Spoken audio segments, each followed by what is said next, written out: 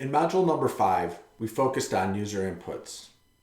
User inputs provide the mechanism in which an individual will interact with the technology. Previously, we defined the interaction as a human-technology interface. The user input is described by the anatomical site for control, for example, the hand, and the individual's movement, for example, hand supination, pronation, flexion, extension. In module number 6, we will learn about the control interface.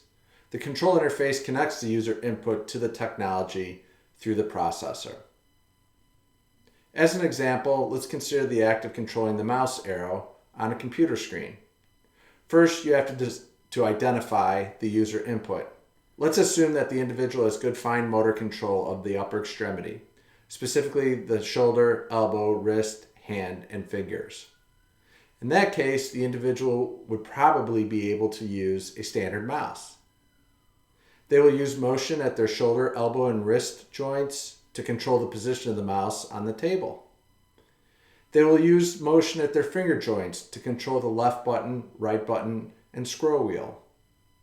In this example, the user input is the upper extremity and the control interface is the standard mouse. The mouse sends a signal to the processor, specifically the computer, and the mouse arrow on the computer screen moves.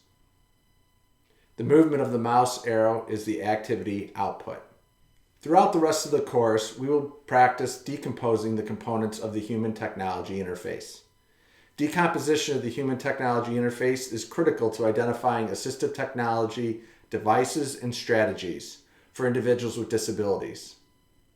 We will have the opportunity to leverage the concepts from Chapter 5 and Chapter 6 in the next module as we begin to explore computer access. Okay, I get it. Controlling a mouse may seem a little boring. In that case, check out Carolyn Pioro, Sadie Paulson, and Sam Schmidt. I included links to their YouTube videos in the overviews page. Identify the following items for each person: the anatomical site for control, the movement, and the control interface. There may be more than one user input and control interface for each individual. Then for each control interface, describe the spatial, activation, and sensory characteristics. Identifying the user input and control interface in these videos and in your everyday life will help you prepare for upcoming assignments. More importantly, it will prepare you for future volunteer and job opportunities as an assistive technology professional.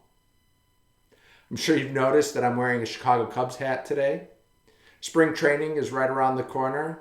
It's a warm day here in Columbus, or relatively warm for this time of year, so I thought it would be appropriate to wear a baseball hat. Of course, I'm hoping that the Chicago Cubs go to the World Series once again this year, but it's a long season, and you never know what'll happen throughout the season. Probably by the end of the season, I'll be saying, wait until next year. Thanks and have a great week.